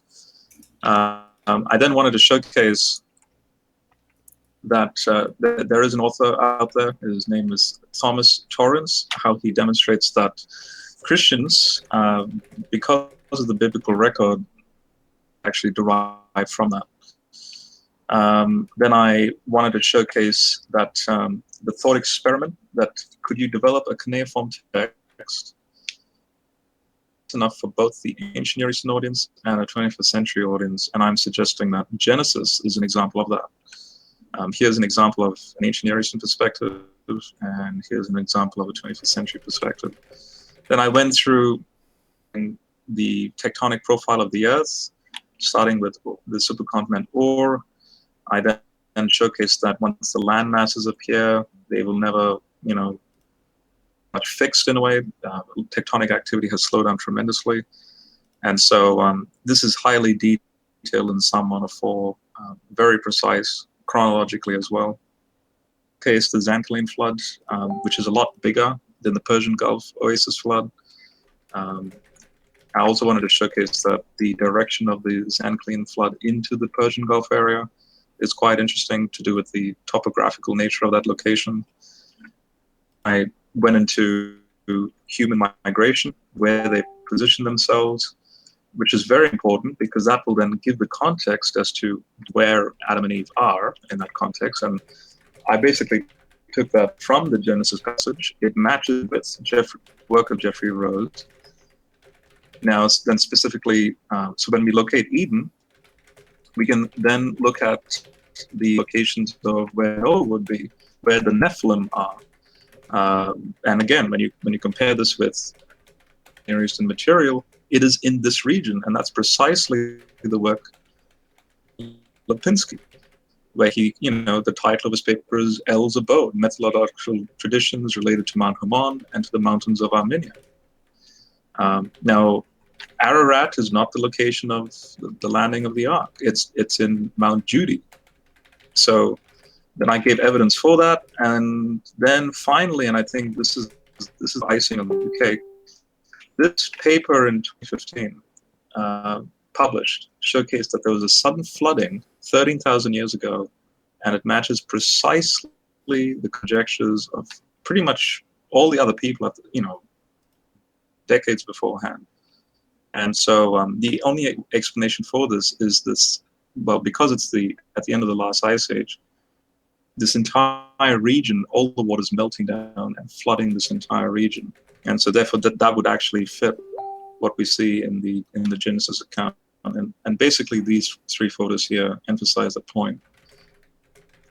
Basically it matches. You have scripture, tells, and what we've done is we've utilized a scientific method to see, well, in this region, is this the case? And guess what? It is the case. Leave it at that. I don't know how much time I have left. That's pretty much 5 minutes. Yeah. Thank you, General. I want to thank you, too, for coming in and both expressing your individual viewpoints, contradicting as they may be. I am going to open this up to Q&A for a little while. Then I got some other announcements to make. If anybody wants to come in, the link is in the video description. Please click on it, and I will approve you. I do have a couple questions myself. I'll start off with one question, and then we'll go on to the next person. I think by the ways in here and pseudo, you guys can ask questions, and then anybody in the live feed. So my first question actually is directed toward General, and I think Floyd makes a very valid point that I'm not sure I heard you address really specifically. And the question really was, if the flood was to destroy all of mankind, including animals, how would a local flood accomplish that? Their ignorance of other nations doesn't negate the fact it was supposed to be all of mankind, not just those that live locally.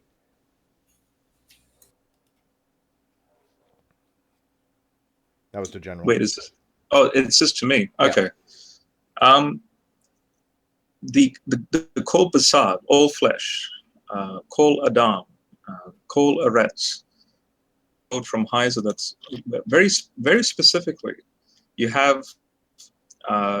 have certain species of animal that are saved and certain species that are not saved. When you do, and there's dictionaries out there, when you do an analysis of the type of species mentioned in the Old Testament, species of animal, them are domesticated animals. And not only that, but the dimensions of the ark, they are not we think of as base 10 numbers. They're actually base 60 numbers. So Ken Ham's huge ark is a big no-no. At most, the ark would have been probably the size of a yacht. I even emphasize this point in this calculation, that the horizon, the distance to the horizon, would only be at a maximum of roughly 13 kilometers. With respect to the height of Noah, with respect to the height of the deck, with respect to the floodwaters. Now, this is very interesting. The floodwaters only go up to 22.5 feet.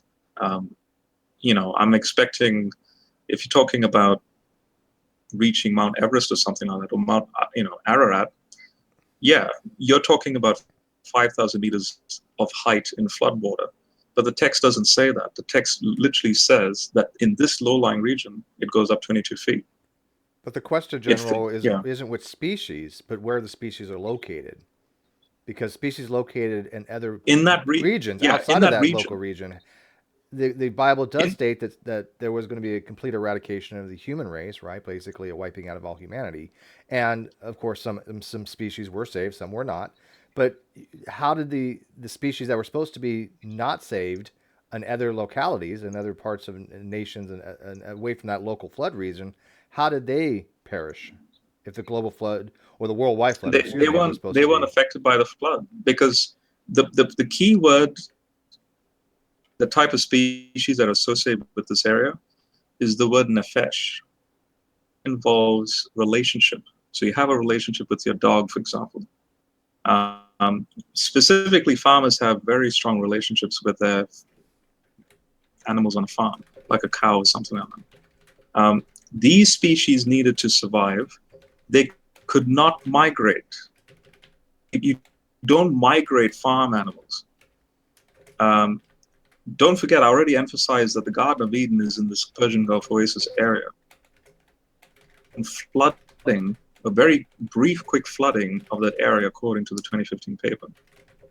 And so the most efficient option then is to basically a little boat that you can bring on board a certain amount of species, not the size of Ken Ham's Ark, have that flooding event. And then it lands literally very close to the Garden of Eden area, up in Mount Judy. And it's not on the mountain itself, but it's near that area, not Mount Ararat. That's a complete misunderstanding. The usually translations that have Ararat there, that's completely false. Okay. I'm still not sure if that answered it, but that's okay. By the time, did you have a question you want to ask? By the way, welcome. I think he might have been AFK. How about you, Pseudo? Okay, I guess not. There, I'm Oh, unmuted. there he I'm goes. unmuted. Yay. All right, so while you're asking a Sorry, I'm question, I'm not going to be used to getting... being muted. I will be. That's true. I will be looking for questions from the Q&A. So go ahead and put your question in the live chat. I and then do we'll go have from a question. I don't know if it was covered because I missed a little bit of the beginning of this. And it's always been a little bugbear for me for when people want to talk about at least a global flood. Where did the water go?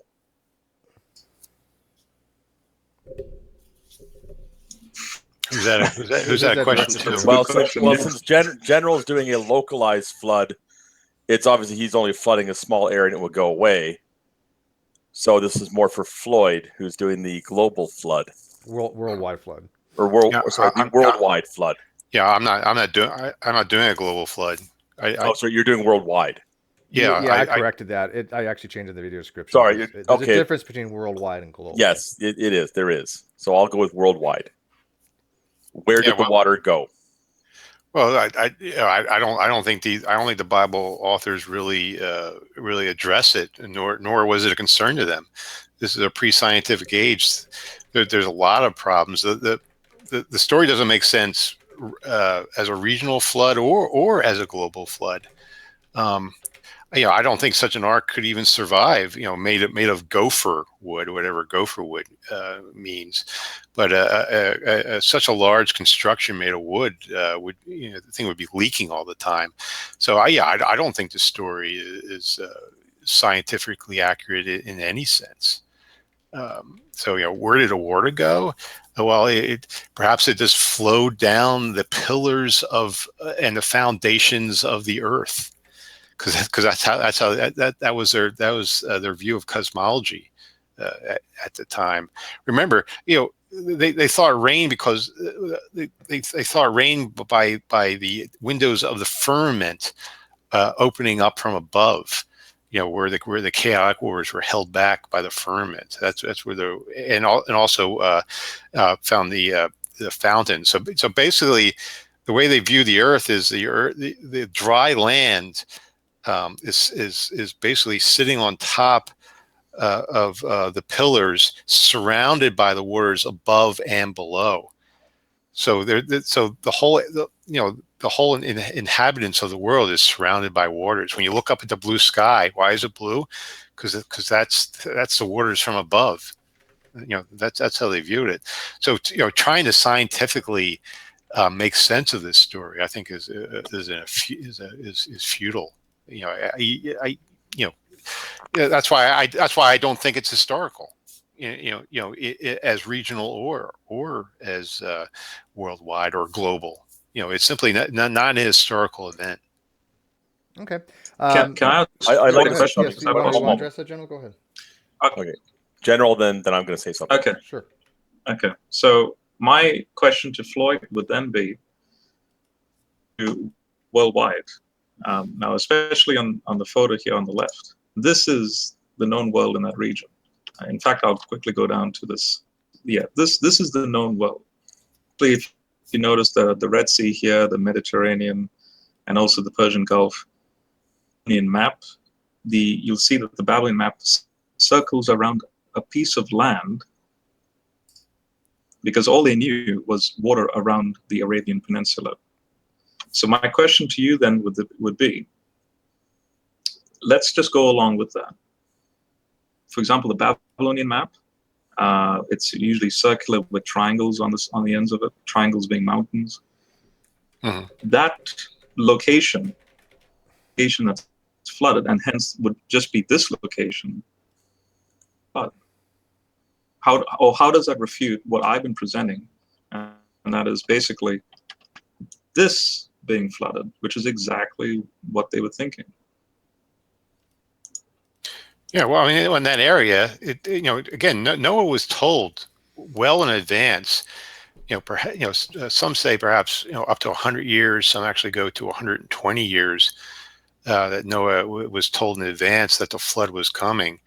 If it's just going to flood that area, he could have simply just migrated elsewhere. And in fact, that's what the Ryman Pittman Black Sea hypothesis said, that when the Black Sea flooded because of the glacial melting of the ice age, that a lot of people just simply migrated to Europe at that time. There'd be no need to build an ark. In fact, Ryman Pittman actually suggests that they put together a bunch of small arks to put the creatures on. But again, I just don't see how it's needed. If Noah was given enough time, enough warning to deal with a localized flood, he could have just spent that time to just migrate away from the area. You mentioned, it was talk about farm animals. Well, yeah, that's the animals they knew. That was the animals that were on their minds at the time. So remember, they're writing this story with limited knowledge, and so everything you mentioned, yeah, I agree with, because that was the knowledge that they had at the time. So I really don't think it's an issue. Can I have a follow-up? The question is theologically, does it make sense at all? If indeed there are humans living elsewhere in the planet, the purpose of the flood was not accomplished. You talked about the Nephilim. If you wanted to wipe out the Nephilim, well, in Numbers it talks about the Nephilim that's still existing after the flood, and in fact, in Genesis 6. It said the Nephilim existed after as well, because simply the sons of God, which are basically can be translated as angels, just mated with human females again to create more Nephilim. So, it obviously did not get the job done. Although it's in the beginning of Genesis 6, but I really think that the Noah flood story really begins at 6:5. Where it talks about the evil, the wickedness and corruption of man. But of course, man did become corrupt with the Nephilim. That is an example of the corruption of man when the Nephilim came about. I do have a question for you, General. Something I'm confused about. Sure, go ahead. Okay. Can I also answer that with your question? Sure. Said just a moment. Yeah. Okay. Here's the verse here on that defines the dimensions of the ark. It's Genesis 6:15. It says the length of the ark 300 cubits in its breadth, 50 50 cubits, and its height 30. So it's 300 cubits long, 50 cubits wide, and 30 cubits high. So how do you interpret that? Can you interpret that into interpret that into meters or feet? How do you interpret that? 300 by 50 by 30 cubits. Yeah, I'll actually answer this very briefly because this is very straightforward.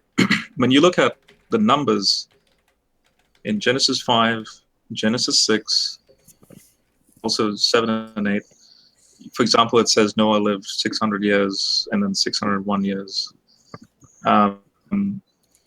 All because don't forget, this is a document heavily engraved with basically pre-Abraham thinking. So base 60 number system. Now the arc dimensions quite interestingly match, for example, the cube-like structure that you see in the Epic of Gilgamesh and so on. But again, the cube-like structure is 60. So again, if those cuneiform texts can have it in base 60, values given in the Genesis account also base 16 numbers. Curiously, though, the number 50 is it is a base 60 number if you play a little bit of math, sort of similar to the value of 365 with Enoch's age, because 365 is associated with the number of days in a year. So the value of 50, and then the composition of those other values. Can I? Astronomical. I'm sorry to interrupt you, but you mention all these things, but can you please place them in a timeline? Because this flood you're making mention about now happened 5.3 is supposed to have happened 5 million years ago. No. Then you're talking about another flood from the Little Ice Age that's what, 100,000 years? I mean, you're in the timeline, you're bouncing around all over with gigantic gaps of time in between. No. I think you've completely misunderstood my point. The reason why I brought this slide up is the point is you're cherry picking scientific facts to try and ram them into your supernatural framework for God causing a flood. And there's nothing wrong with me pointing out that there's gigantic gaps in time. I'm not even using this slide. Time out, Ludic. One of the points that Floyd made is these types of floods that you're talking about, for the most part, required long durations of time. They happen slowly. And I have yet to hear you address that, because the Noah thing, the flood lasted 370 days, right? Yes. Yeah. So how do you propose? I mean, what you're doing is you realize that, obviously. So what you've done is you've globbed onto this flood that occurred 5 million years ago to offer an explanation, right? Because it happened rapidly. I appeal to Floyd, actually, or I appeal to Floyd or anyone else to really tell me if I appeal to the Zanclean flood as Noah's flood. I'm trying to figure out what flood you actually appeal to. Yeah, I mean, I appeal to the flood that took place 13,000 years ago in the Persian Gulf. I'm using this. But what flood are they referring to in the Bible, and how do the people? If you just made an erroneous claim, it wasn't that. It was 5.33 million years ago. I'm not saying that the Bible is speaking of the Zanclean flood. I'm saying that there was indeed a natural. Because before Noah's flood, there was an even bigger flood. That's the heading I have here. A bigger flood before Noah's flood. The point that the water patterns of its flow, the region in the Persian Gulf, and then so I'm emphasizing that this region is quite low. It's about 150 meters below sea level. You're showing that it has been flooded Holocene before. period takes place. You're showing that it's been flooded before, so the biblical flood was probably just another type of flooding, similar to this one. The way I've designed my talk is to showcase first tectonic activity of the Earth, its formation, that there was indeed this ridiculously huge flooding that took place in the Mediterranean, and then the water spilled into this oasis over here. And that's interesting, because then the model with respect to humanity 70,000 years ago, and then as I showcased in another paper, that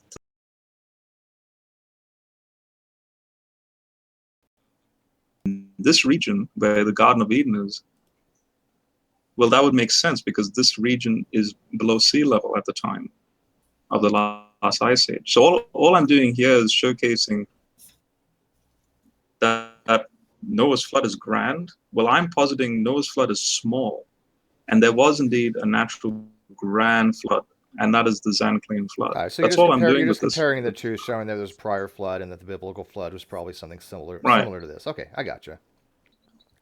So go ahead. now, the reason why I brought this slide up is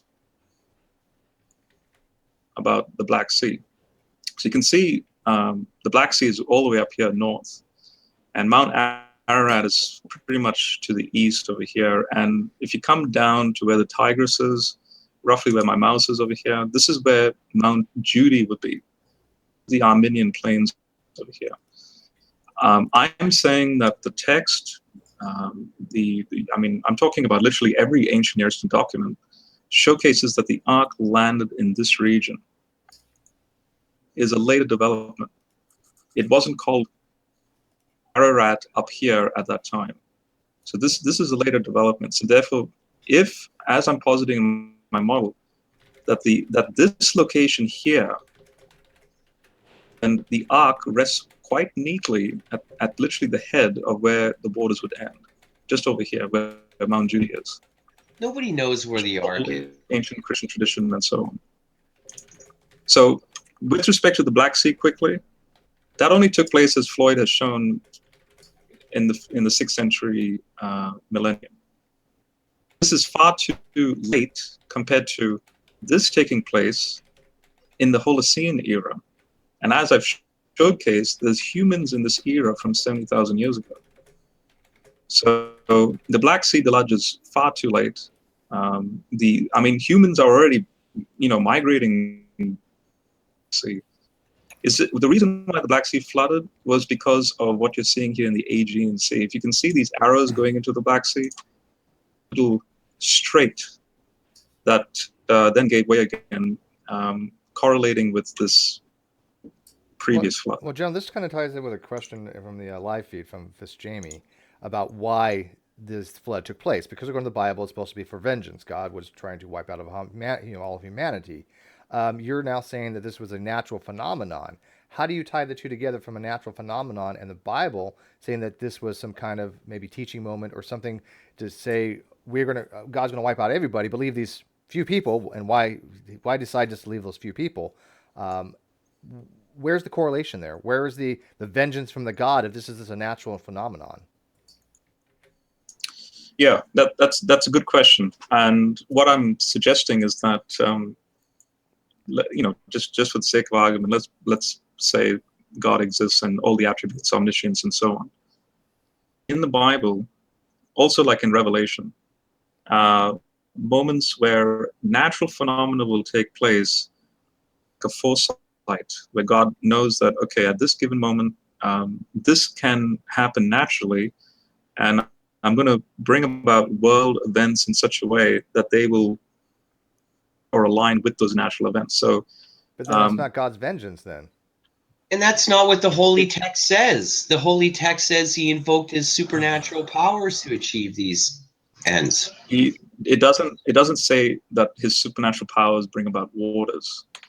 All you have to look at, for example, the paper I put up here, and doesn't the Bible even claim the water originated from underground, like it's spewed up? The fountains of the deep and the windows of heavens, where it comes from. So right.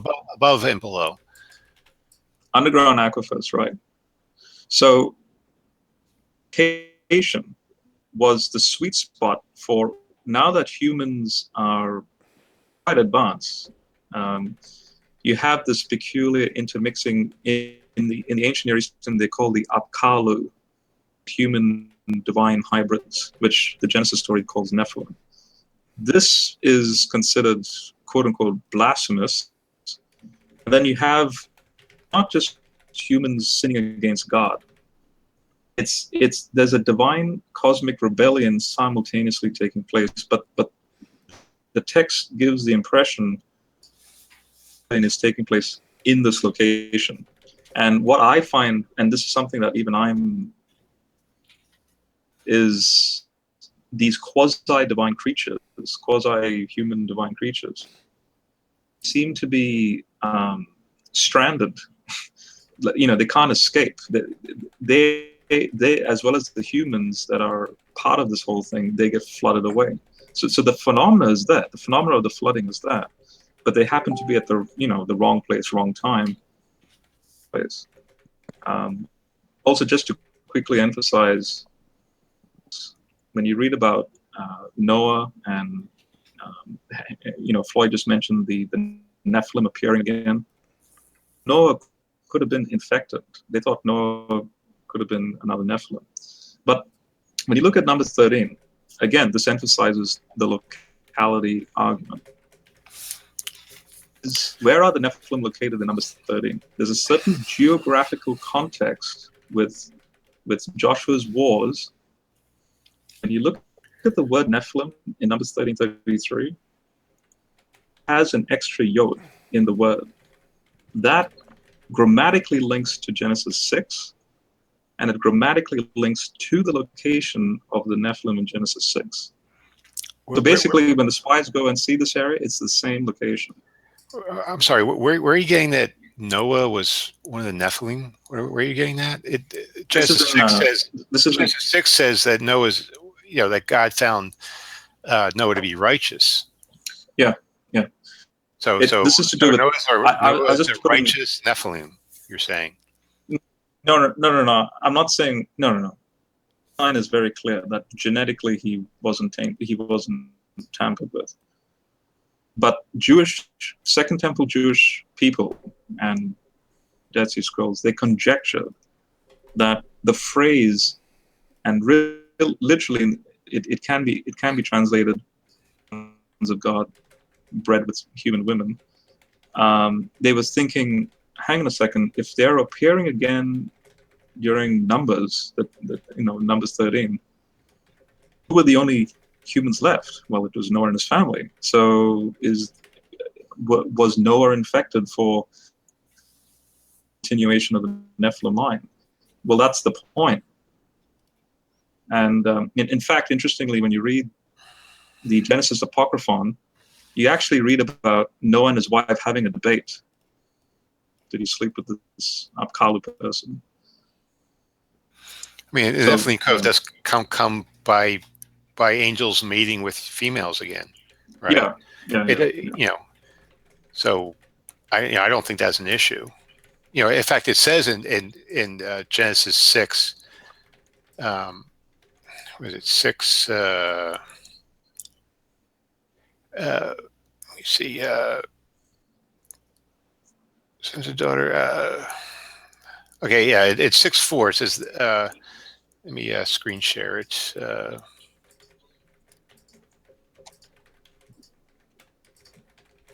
Nephilim were on earth in those days and also afterwards, when the sons of God, generally interpreted as angels. You can interpret it other ways, but I think the proper interpretation is angels. Notice, just after the word, it says and also afterward. Notice the word when. You can grammatically translate when there as whenever. This is where it gets a little bit, but it goes into quite a few directions. Yeah, the flooding took place in this one locale, but is this happening whenever? Like, is this happening all the time? That's a possible translation. Is Noah the result of the continuation of the Nephilim line? Well, no. And then the author of Numbers writes an extra yod connecting the Nephilim in that region in Genesis 6. So that is a key locality grammatical point, which again emphasizes the locality of this whole thing. Okay. Lipinski argues. I'm gonna have one last question because we were gonna wrap this up soon. This is from Lemur, Schrodinger's leader. He asked to General Han Solo, the Bible makes various claims about God's reasons for the flood, which cannot be directly observed. Do you think the reasons described are accurate? And if so, if the reasons described are not, or excuse me, if not, if the reasons are not accurate, why not? Were God's objectives not achieved, or was God's objective achieved? Okay. His objective was to basically be with human beings, like you see in Genesis 3. There's a garden. Again, garden imagery in that location in ancient Near Eastern context literally means God's abode. He's having like a hypostatic union with the human beings, but his divine counsel is with him. The Nakash one is amongst the other beings of this garden, all hence the divine rebellion. Then you get Noah again, and then you have another divine rebellion, the sons of God. So what's happening is that God's connection with his creation, considers his ultimate creation, which is humans, are now completely tainted and just totally ruined by his other divine creatures. And so what happens is that things about, through foreknowledge, naturally it just takes place, disasters to then go to the next step, so to speak. But were they accurate? Were they accurate representation? Yeah, they're completely accurate. That's the point. They're completely accurate. Purpose for all of this is what I've come to realize. The ultimate purpose for all of this, leading up to the cross. The way things are will always be the way they are. Eternal God. So therefore, the only way that God could forever have fellowship with you and me is if he can glorify or cause theosis to this creation. And hence, that's the cross direction. Leading up to that, though, are all the things you see in the biblical narrative. Sovereign and okay. Yeah. Well, thank you guys. I am going to start to wind this up. I want to thank both Floyd FP and General Han Solo to come in and talk about this topic. And it does show that you can have two different mindsets, a theist and an atheist, come together to have a civil conversations about a topic. This is something that I think is a debatable topic about what the Bible does talk about, whether it infers a global flood, a worldwide flood, or a local flood. And I think Floyd, you made some wonderful points, especially when you're talking about the different types of hermeneutics used and whether concordance approach is a viable way to look at the Bible. And in general, I think that your support for the concordance approach is admirable. Personally, that I don't think that the concordance approach works for me. I think it's a post hoc analysis, but I think you do a wonderful job at making at least an argument for it that people can evaluate. I want to thank the live feed. We had about 60 plus people watching continually. It was very lively. If people have questions to either of them, just forward us to us, and we might have a additional hangout, next couple of days, like a post-analysis hangout. I do want to put a shout out. If you guys want something to watch after this, there's a new channel, I guess. It's called Atheist Discord. It's actually a Discord program. It's kind of similar to Curse or AOL Instant Messenger, but it's a voice over IP type program called Discord. And Krillianism on his channel has this live stream where a lot of the Pal Talk Power Rangers and other people get together to discuss these types of topics. And they're streamed live on his channel through the program called Discord. I provided the link to his channel in my video description. I've just updated it, and I've also provided the link to join his Discord program. It basically, like I said, it's just a little program that allows you to talk, very similar to Pal Talk. But he's starting a feed on his channel, a daily feed to talk about atheism and theism. So if you're interested, I have included a little blurb about his channel in my video description. So after I end this, if you guys want to check that out and head over there and join him on Discord, by all means, please do so. But anyways, I'm going to wrap this up. I want to thank you gentlemen for both coming in and having this debate. We look forward to having more debates similar to this. So if people have topics that they think are interesting and are debatable, please let me know and we'll make it happen. And with that, I will call this one done.